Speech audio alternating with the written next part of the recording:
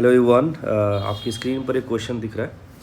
Question में क्या कहता है, आप चाहे तो क्वेश्चन को पढ़ सकते हैं, वीडियो पॉज करके मैं समझाता हूँ। एक रॉड है जो कि हॉरिजॉन्टल प्लेन पे रखा गया है और प्लेन कैसा है, स्मूथ है। और इस प्लेन पर वो इस पॉइंट ए के अबाउट क्या कर सकता है, रोटेट कर सकता है ना, मतलब यहाँ पे इसको हिंज कर दिया गया। और कहता है कि दूसरा एंड जो है, जिसको उसने बी बोला है, ये बी है, ये ए है।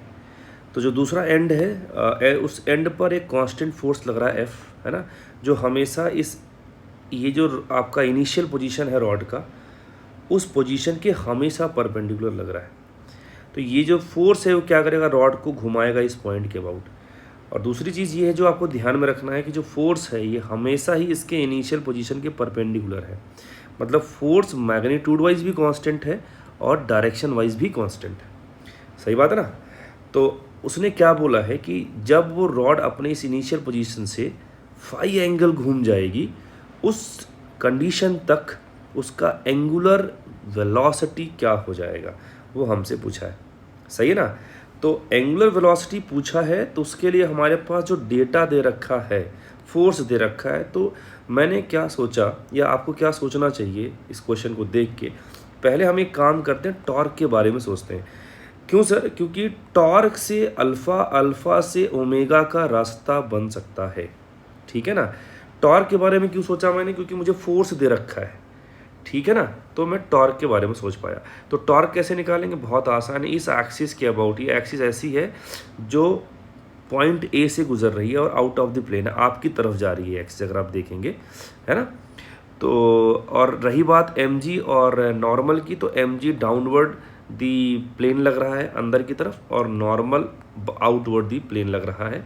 दोनों का ही इस एक्सिस के अबाउट टॉर्क जीरो आएगा। ठीक है। तो जो भी इकलौता फोर्स है which is contributing the torque is this force F. ठीक है ना। तो मैंने किसी जनरल थीटा पर ये देख लिया कि इस फोर्स का टॉर्क क्या आएगा। तो फोर्स अगर निकालना है, मुझे फोर्स पता है और मुझे किसी एक्सिस से टॉर्क निकालना है, तो फोर्स के लाइन ऑफ एक्शन से उस पॉइंट, एक्सिस का कोई पॉइंट उठा लीजिए, उस एक्सिस के पॉइंट से परपेंडिकुलर डिस्टेंस निकाल लीजिए लाइन ऑफ एक्शन का। ये लेंथ एल है और ये थीटा है, तो ये लेंथ हमारा एल कॉस थीटा हो जाएगा। तो टॉर्क हमने निकाल लिया किसी जनरल एंगल थीटा पे, F into L cos theta. और टॉर्क इजकल टू क्या होता है, आई इंटू अल्फा।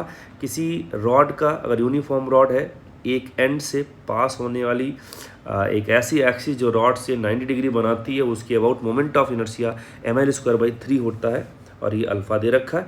यहाँ से I have the value of alpha 3f cos theta upon ml। एक बार मुझे alpha as a function of theta मिल गया, तो मैं अब मुझे अगर ओमेगा निकालना है, तो मैं सीधा ओमेगा अपॉन डी थीटा के बारे में सोचूंगा। मैंने वही लगाया, वेरिएबल सेपरेबल रखा मैंने, इस तरफ मैंने डी थीटा को भेज दिया, और इधर ओमेगा डी ओमेगा है, लिमिट लगा दिया। दोनों साइड इंटीग्रेशन करना था मुझे। शुरुआत में एंगुलर वेलोसिटी 0 था, तो 0 लिमिट लगा दिया। शुरुआत में इनिशियल पोजीशन से जो रॉड एंगल बना रहा है वो 0 ही बना रहा है, बाद में किसी फाई एंगल में पूछा है तो फाई तक पहुंचा दिया, और दोनों साइड इंटीग्रेट कर दिया मैं। ओमेगा का ओमेगा के रेस्पेक्ट में आएगा ओमेगा²/2, लिमिट पुट करेंगे तो यही मिलेगा अपने को।